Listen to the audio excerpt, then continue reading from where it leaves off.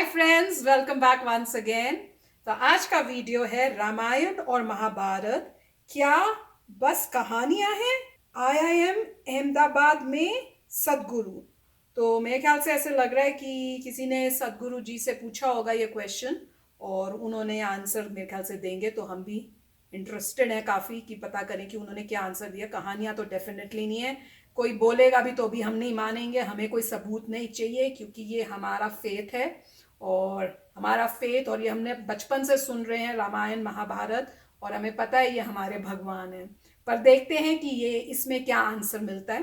तो yes friends, video देखने से पहले अगर आप इस चैनल पर नए हो और आपने अभी तक सब्सक्राइब नहीं किया है तो जल्दी से सब्सक्राइब के बटन को क्लिक कर लो, बेल आइकन को हिट कर लो और वीडियो अगर पसंद आए तो करना लाइक एंड शेयर।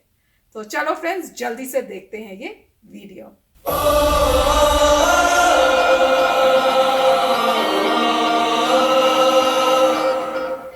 अब पौराणिक कथाओं पर आते हैं।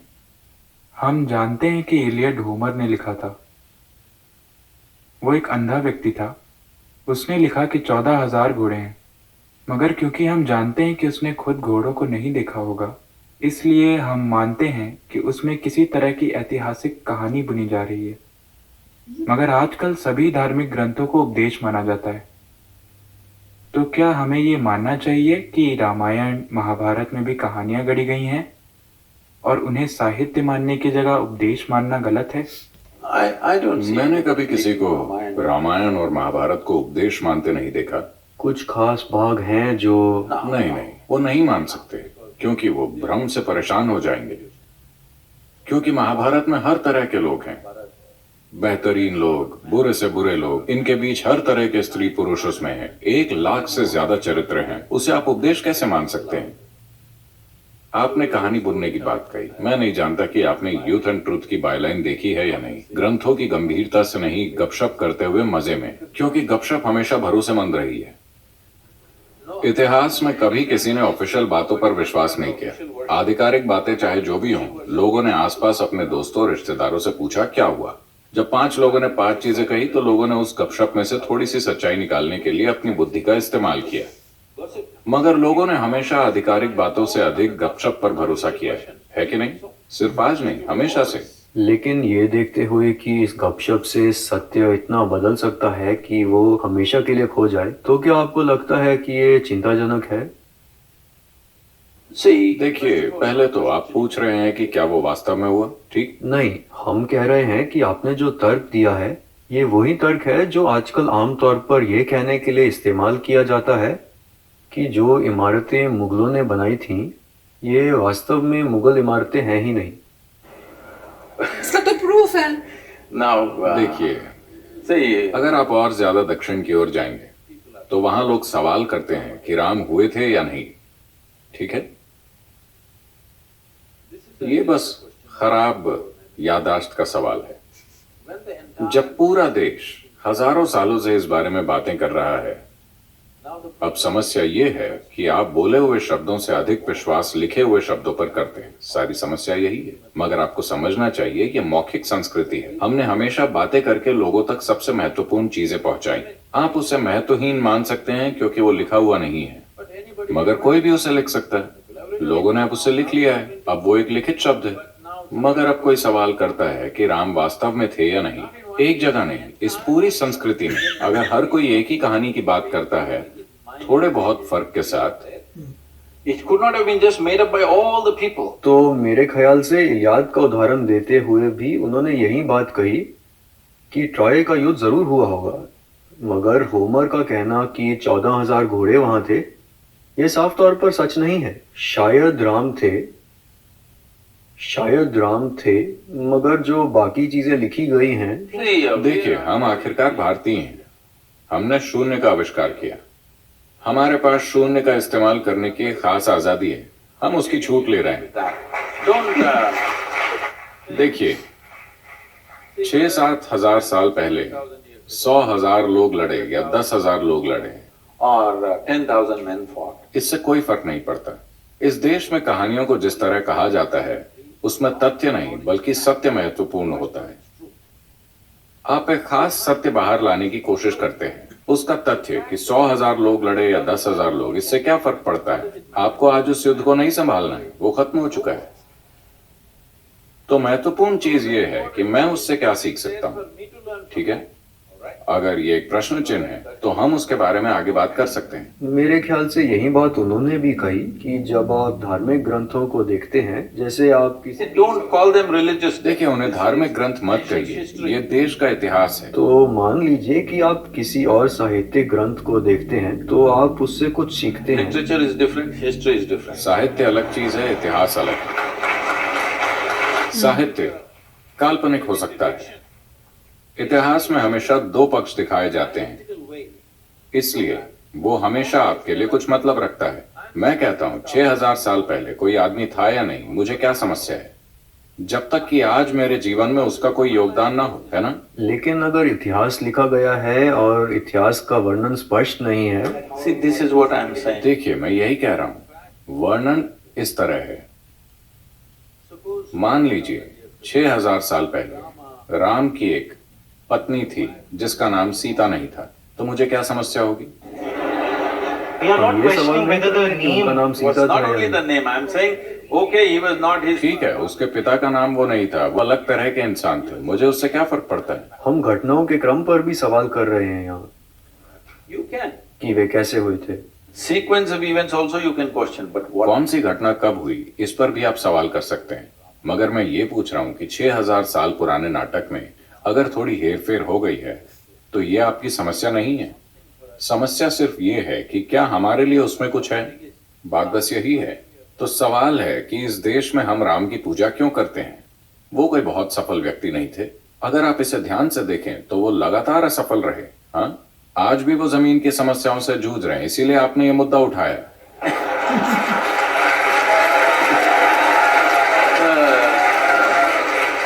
मगर ये आज की ही बात नहीं है, सिर्फ आज की बात नहीं है। अपने जीवन की शुरुआत से ही वो लगातार मुसीबत और मुसीबत और मुसीबत में रहे। देखिए, राजा बनना उनका अधिकार था। 17 या 18 साल की उम्र में उनका राज्याभिषेक हो गया। उन्होंने एक राजकुमारी से विवाह किया और 1-2 साल के अंदर ही उन्हें जंगल भेज दिया गया। वो जंगल में पिकनिक मनाने नहीं गए थे, जैसा कि कुछ टेलीविजन धारावाहिक दिखा रहे हैं कि राम सीता वो सब कर रहे हैं। नहीं, ये उन्हें राज्य से, सत्ता से और हर चीज से बाहर फेंकने जैसा था। इन सबसे ही कोई व्यक्ति टूट सकता था, मगर वो वहीं बस गए। मगर राम एक शंकालु व्यक्ति भी थे। जब सीता उनके पास वापस आई तो पहले उन्हें अग्नि परीक्षा देनी पड़ी। पहले वो आग से गुजरी। We will come there. Don't jump. First, let's kidnap her. हम Now, उस पर आएंगे, कूद कर वहां मत पहुंचिए, पहले उनका हरण तो कर ली। now you are changing. देखिए, अब आप चीजों का क्रम बदल रहे हैं। पहले उनका अपहरण करते हैं, ठीक है? First, let's kidnap her. All right. Now, अब ये श्रीलंकाई लोग आकर उनकी पत्नी का अपहरण करके चले जाते हैं। आखिरकार वो एक राजा हैं। अगर कोई उनकी पत्नी को चुराकर 3,000 किलोमीटर दक्षिण की ओर ले जाता है, ये पता लगाने के लिए कोई जीपीएस भी नहीं है कि श्रीलंका है कहाँ, ठीक है? उस समय में एक राजा होने के कारण वो इसका कोई स्थानीय समाधान खोज सकते थे। उनसे शादी करने के लिए बहुत सी स्त्रियां तैयार हो जाती हैं। वो एक राजा हैं, मगर वो उनकी खोज में जाते हैं, भारी भरकम सेना के साथ नहीं, बस वो और उनका भाई, आम लोगों की तरह। अगर एक व्यक्ति ये जाने बिना कि उसकी पत्नी कहाँ है, वो जीवित भी है या नहीं, या उसके साथ क्या हुआ है, अगर वो 3,000 किलोमीटर दक्षिण तक चल कर जाता है, तो इसका मतलब है कि वो उनके लिए बहुत मायने रखती है। otherwise, why would a man walk that distance? वो वहां जाते He हैं, goes there, एक तमिल सेना बनाते हैं, ये मत भूलिए। and then फिर युद्ध होता है, वो सैकड़ों लोगों को मार देते हैं और एक सुंदर शहर को जला देते हैं। अपनी पत्नी को वापस लाते हैं और रहने लगते हैं। इससे पहले मैं आपको बताता हूँ, वो 1 वर्ष के लिए हिमालय में प्रायश्चित करने जाते हैं। उनका भाई पूछता है, आप पागल हैं? इस आदमी ने आपकी पत्नी चुरा ली और आप उसकी मृत्यु के लिए प्रायश्चित कर रहे हैं? वो बोले, रावण के 10 मूल स्वभाव थे, उनमें से 9 भयानक गुणों को मारने के लिए मुझे कोई प्रायश्चित नहीं करना है, कोई तपस्या नहीं करनी है। मगर वो एक महान भक्त भी था और मैंने एक भक्त को भी मारा। तो ये आदमी 1 साल के प्रायश्चित के लिए what गया। kind of penance the man goes for. This is not a. And then he settles फिर वो down. आराम से रहने लगता है और उसकी पत्नी गर्भवती है। आपको समझना चाहिए, एक राजा की पत्नी के गर्भवती होने का मतलब है कि ये सिर्फ बच्चे की बात नहीं है, वो उसके साम्राज्य का वंशज है। इसमें और भी कई चीजें शामिल होती हैं। कोई सोनोग्राम नहीं तो उन्हें पता नहीं था कि वो लड़का है या लड़की या लड़के या लड़कियां। मगर एक बार फिर ऐसी राजनीतिक स्थिति पैदा हुई जहाँ उन्हें अपनी पत्नी को जंगल भेजना पड़ा, जिसे आप शंकालु स्वभाव कह रहे हैं। नहीं नहीं नहीं नहीं, वो हिस्सा नहीं। तो हम पहली बात से भी शुरू कर सकते हैं, जिसमें सीता को बचाने के बाद सीता को अग्नि परीक्षा से गुजरना पड़ता है, वो साबित करने के लिए कि वो शुद्ध है, For whom? ताकि दूसरे लोग स्वीकार कर पाए। क्योंकि राम को इससे बहुत फर्क पड़ता था कि लोग उन्हें कैसे देख रहे हैं। जब राम वापस आए तो उनके राज्य के किसी धोबी ने कहा, मैं राम की तरह नहीं हूँ जो ऐसी स्त्री को अपने घर में रखूंगा जिसकी कोख में शायद किसी और का ही बच्चा हो सकता है। इस वजह से राम ने सीता को फिर जंगल में भेज दिया। आप इसी असुरक्षा की बात पूरी कर रहे कथा में राम चाहते हैं कि उनकी प्रजा उनसे प्यार करे। हैं। नहीं, चलिए ठीक से इस पर बात करते हैं। आज हमारे देश में बहुत तरह की चीजें हैं। मैं आपसे पूछता हूँ, क्या आप इस देश के लिए ऐसा नेता चाहते हैं जो इस देश के लोगों को अपने परिवार और निजी प्रेम से ऊपर रखे? Personal love. मैं आपसे पूछ रहा हूँ।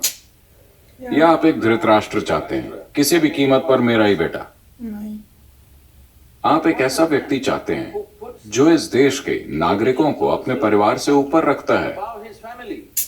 This is not ये उनके लिए सिर्फ एक स्त्री नहीं थी, उन्होंने जाकर उसके लिए युद्ध लड़ा, 3000 किलोमीटर चल के गए। ये बस एक स्त्री नहीं थी, वो सीता के लिए जी रहे थे। मगर फिर भी उन्होंने गर्भावस्था की स्थिति में उसे जंगल वापस भेज दिया, अच्छी तरह ये जानते हुए कि ये उनके राज्य का भविष्य हो सकता है। देखिए, ये सिर्फ एक धोबी की बात नहीं है, यही आपकी गलती है। आप इन चीजों को शाब्दिक अर्थ में ले रहे हैं। एक धोबी ने कहा, यहाँ कहने का मतलब है कि आम लोग ऐसी बातें कर रहे थे। आम लोगों का राजा पर से विश्वास उठ गया है कि वो कहीं से कोई स्त्री ले आए और हमारी रानी बना दिया, क्योंकि रानी को राज्य की माता के रूप में देखा जाता है। हम ऐसी स्त्री को माता के रूप में नहीं देखना चाहते। वो यही कह रहे हैं कि वो किसी जगह जाकर किसी दूसरे आदमी के साथ रह चुकी है। उस समय के लोग यही कह रहे थे।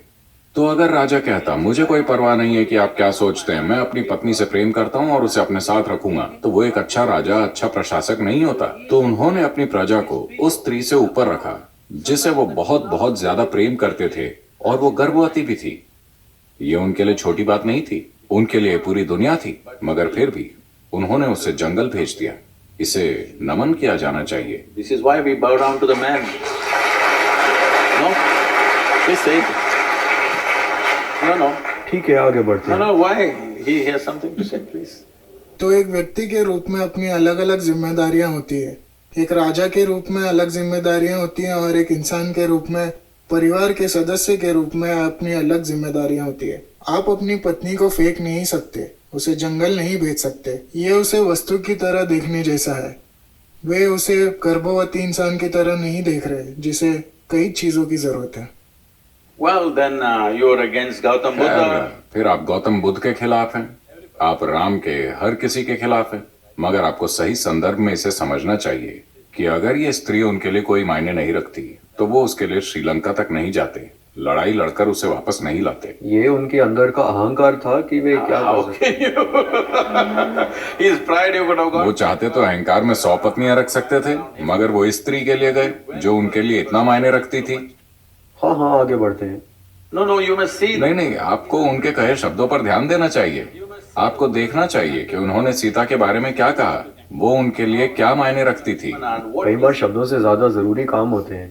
why are you reading all this? आप उनके मन में इतने बुरे इरादे क्यों खोज रहे हैं? उन्होंने ऐसे इरादे नहीं प्रकट किए। He did not express. हम अपने शब्दों से कुछ भी कह सकते हैं। As far as देखिए, जहाँ तक आपकी बात है, आप वही जानते हैं जो आपने पढ़ा है। आप उनके जीवन के बारे में और कुछ नहीं जानते, न मैं ना आप। हाँ बिल्कुल ठीक है। तो जो आपने पढ़ा है उसमें कहीं नहीं कहा गया है कि वो असुरक्षा के शिकार थे। कहीं ये नहीं कहा गया कि वो अपने अहंकार की वजह से गए। everywhere नहीं, हर जगह बहुत स्पष्ट रूप से कहा गया है। मैं आपको बताता हूँ, आज उनकी पूजा इसीलिए की जाती है क्योंकि हालांकि जीवन ने उनके सामने एक के बाद एक मुश्किलें रखी, इस आदमी ने कभी नाराजगी नहीं दिखाई, नफरत नहीं दिखाई, कभी क्रोधित नहीं हुए, did not become a वो वैरागी भी नहीं बन गए। about fulfilling. उन्होंने जीवन भर अपना निजी दुख और तकलीफ दिल में रखते हुए अपना हर कर्तव्य पूरा किया। The man went about doing the वो उस दिन तक अपनी प्रजा के लिए सबसे बेहतर काम करते चले गए। This is being accused. अगर इसे आप अहंकार का दोष मानते हैं तो बहुत ही अच्छा वीडियो था और मेरे ख्याल से काफ़ी लोगों के मन में ये पॉइंट आया होगा। अब इतने साल पहले, जैसे बोल रहे हैं 6000 साल पहले ये सब इवेंट्स हुए थे, और अब जो हैं आप इस समय की जो रीति रिवाज हैं, इस समय की जो लाइफस्टाइल है, वो सोचते हुए आप क्वेश्चन करते हैं उस बात को जो 6000 साल पहले हुई। इन्होंने मतलब सदगुरु ने एक बहुत ही अच्छा पॉइंट किया था। पहली बात तो वो सबके डाउट को क्लियर करने के लिए रेडी थे, वो आगे नहीं जाना चाहते थे। वो कहते थे आपके जो भी थॉट्स हैं, जो भी आपको कन्फ्यूजन है, आप बताइए, मैं अभी उसके बारे में बोलना चाहूँगा, मैं आगे नहीं बढ़ रहा। जबकि उसने कहा चले आगे बढ़े, मैं आगे नहीं बढ़ेंगे क्योंकि मुझे दिख रहा है आपके फेस से कि आप सेटिस्फाइड नहीं हैं, तो मैं उसी पे बात करता हूँ। तो यही उन्होंने मेन चीज़ पे फोकस किया था कि आप देखिए कि पहले भगवान राम जाते हैं सीता को वापस लाने के लिए, और सेना लेकर नहीं, क्योंकि वो बाहर थे, अपने सिर्फ भाई को लेकर जाते हैं और जाके फिर वो लेकर आते हैं। तो पहला पॉइंट तो ये देखिए, उन्होंने उस वक्त उनको पता नहीं था, जैसे कह रहे हैं श्रीलंका कहाँ है, कौन लेकेगा, कुछ पता नहीं है। अब उस वक्त डिसीजन मेकिंग में एक इंसान चला जा रहा है, मतलब वो इस आइडिया से, इंसान का मतलब ये है, मैं ये बोल रहा हूँ कि भगवान जो इंसान के रूप में आए हैं कुछ सीख देने के लिए ह्यूमैनिटी को, तो भगवान अब इंसान का रोल प्ले कर रहे हैं। तो इंसान का रोल प्ले करते हुए उन्होंने यही कहा, देखिए जिसने भी किडनैप किया है, अब मैं जाऊंगा ढूंढने, चाहे मुझे पूरी लाइफ लग जाए ये काम करते हुए, मगर मैं जा रहा हूँ। तो जाते हैं, ढूंढते ढूंढते वहाँ तक पहुँचते हैं, वापस लेके आते हैं। और उसके बाद देखिए, तो पहले लव क्लियर हो गया। उसके बाद कह रहे हैं कि किसी ने कुछ धोबी ने बोल दिया, तो वो कह रहे हैं देखिए धोबी और जो भी लोग हैं वो उनकी प्रजा जो है उनकी फैमिली की तरह है। आपकी फैमिली में कोई कुछ बोलता है तो उन्हें क्या, ठीक है, अगर तुम्हें ऐसी बात है। और वो कहने का मतलब ये था कि पूरी प्रजा बोल रही थी कि देखिए आप वहाँ से लेकर आए हैं अपनी वाइफ को, हमें क्या पता क्या हुआ क्या नहीं हुआ, तो इसलिए किसके बच्चे हमें नहीं पता। तो उनका फेथ उठा था, उन्होंने ठीक है अगर ये बात है तो उस ज़माने में जो मेथड था वो किया, उन्होंने वो मेथड फॉलो किए, जबकि वो अपनी वाइफ को प्यार करते थे मगर अपनी प्रजा के लिए करना पड़ा। अब फिर उसके बाद किसी ने कहा कि वो अपने प्रेस्टीज के लिए बोले, तो उन्होंने यही कहा प्रेस्टीज होती तो वो बोलते हैं कि धोबी कौन है, कोई भी नहीं, मैं जो चाहूँ करूँ अपनी वाइफ के साथ, तो वो होता है प्रेस्टीज। तो जो है, जैसे उन्होंने एग्जाम्पल दिया था धृतराष्ट्र का, कि अगर धृतराष्ट्र जो है वैसे अगर इंसान होता तो बोलता कि अगर धोबी कुछ कह रहा है तो मुझे फर्क नहीं पड़ता, मैं तो अपने बेटे को ही बनाना है, मेरी वो वाइफ है, मैं तो अपनी वाइफ के साथ रहूंगा, मुझे फर्क नहीं पड़ता धोबी क्या बोलता है। और धृतराष्ट्र की तरह वो बोल सकता था मेरा बेटा ही बनेगा किंग, मुझे फर्क नहीं पड़ता। मगर वो ऐसे इंसान नहीं थे, उन्होंने कहा नहीं, प्रजा मेरी फैमिली की तरह है, अगर उसे डाउट है तो उसका डाउट मैं क्लियर करूंगा, जिससे उनको पता लगे कि हम कितने महान इंसान हैं। और उनकी वाइफ ने भी ऐसे नहीं बोला ठीक है मैं भी करूंगी। तो अल्टीमेटली उन्होंने ह्यूमन बीइंग का बेस्ट बिहेवियर दिखाया, जो खुद की बातों को सैक्रिफाइस कर रहा है, जो अपनी नीड्स को सैक्रिफाइस कर रहा है। तो वही दिखा रहे थे कि भगवान राम ने हर पॉइंट पर अपनी जो चीज़ें थी, अपनी पर्सनैलिटी, अपनी पर्सनल बातों को सैक्रिफाइस किया औरों के लिए। यही सबसे बड़ी सीख थी। वही कह रहे थे कि क्या फर्क पड़ता है कि उनका नाम क्या था, उनकी वाइफ का नाम क्या था, उनके फादर का नाम क्या था, स्टोरी से या वो जो हुई थी हिस्ट्री, उनके हिसाब से हिस्ट्री से आपको क्या पता लगा, सीख क्या मिली, सीख क्या मिली, आपको lesson क्या सीख मिली, आपको सीख मिली, उस सीख से आप अच्छे बन रहे हैं इंसान, वही की पॉइंट है। कि और उस समय जो है लोग बोलते थे, बताते थे, वो सब होता था। बाद में रामायण लिखी गई, रामायण बाद में लिखी गई, मगर आपको क्या सीख मिली, ये इंपॉर्टेंट बात है। और जो वो बोल रहे नहीं अपने अहंकार के, वो तो उसने बोला किसने कहा उस वक्त, क्या आपने कहीं पढ़ा लिखे हुए, क्या लोगों ने कहा, नहीं। अल्टीमेट यही है कि 6000 साल पहले कुछ इवेंट्स हुए थे, उनको हम हिस्ट्री मानते हैं, हिस्ट्री को हटा नहीं सकते, उनको हम हिस्ट्री मानते हैं। आज तक वो हिस्ट्री आई है और उससे आपको अच्छी सीख मिलती है। ये सबसे इम्पॉर्टेंट पॉइंट थी कि उस वक्त भगवान जो इंसान के रूप में आए थे, उन्होंने हर चीज को सैक्रिफाइस किया। उन्होंने इतने सैक्रिफाइस कि जैसे बोल रहे थे वो कि एक के बाद एक प्रॉब्लम आती रही और वो सैक्रिफाइस करते चले गए। कहीं पर भी उन्होंने कुछ नहीं सोचा अपने के बारे में कि मेरे को फर्क पड़ेगा, सैक्रिफाइस करते चले गए। तो यही सीख थी रामायण की। तो बहुत अच्छा वीडियो था। बहुत लोगों को मेरे ख्याल से इस बात पे कंफ्यूजन होगा और ये वीडियो देख के शायद ये कंफ्यूजन गए हो कि आपको क्या सीख मिली जो इंसान। और ये बहुत अच्छा है जो उन्होंने बताया है कि आप कंपेयर करिए महाभारत से, उसका उनका देखिए जो बोले थे कि अपने बच्चे को हम डेफिनेटली बनाऊंगा, वर्सेस यहाँ जो एक धोबी की बात भी इग्नोर नहीं कर सकते। तो बहुत डिफरेंट है। आप तो वो सुनने के बाद आपको अच्छा किस में लगता है? आपको ये अच्छा लगता है कि वो बोल रहे नहीं मेरा बेटा ही बनेगा, जबकि उसका बेटा बड़ा नहीं था, इररिस्पेक्टिव ऑफ कि आप देखें कि ये आपको किस टाइप का राजा चाहिए होगा, हाँ। या किस टाइप का प्राइम मिनिस्टर चाहिए जो वही मतलब आपका भाई आपसे बड़ा है मगर अपने बच्चे को बनाना चाहते हैं, राइट? अपने बच्चे को बनाने कि मैं ही बनाऊंगा, मैं देख रहा था ये वो। और यहाँ पे आप देख रहे हैं कि उन्होंने अपनी प्रजा को फैमिली की तरह समझा है। तो कोई भी अगर स्टोरी देखता है तो क्लियर होता है कि हमें सैक्रिफाइस नज़र आ रहा है, सैक्रिफाइस नज़र आ रहा है। तो यही सीख देनी थी और वो यही कह रहे थे कि आप सीख इसमें से लीजिए, आपको क्या, आप कहाँ इंप्रूव कर सकते हैं उस पर फोकस करिए। तो यस फ्रेंड्स, बहुत ही अच्छा वीडियो था। और अगर आपको याद हो, हमने देखा था वो गाना या भजन जो था, हम कथा सुनाते हैं श्री रामचंद्र जी की। तो उसमें मैंने भी बोला था कि भाई सीता जी के साथ बहुत अन्याय हुआ था, बात ठीक नहीं थी। पर यहाँ पे क्लियर हुआ कि क्यों करना पड़ा, क्योंकि एज अ अच्छा राजा उन्हें मेन ये देखना है कि भाई जो पूरी प्रजा है वो मेरे ऊपर उनका विश्वास रहे, उन्हें लगे कि भाई मैं जो हूँ वो उनके लिए करूँगा, हर काम उन्हीं के लिए, उनकी अच्छाई के लिए, उनकी भलाई के लिए, उनकी प्रोग्रेस के लिए करूँगा। तो इसलिए एज अ राजा जब उनको ये दिखा कि मेरा प्रजा जो है वो उनको मेरे ऊपर से मेरे विश्वास हट रहा है, तो ये स्टेप लेना पड़ा।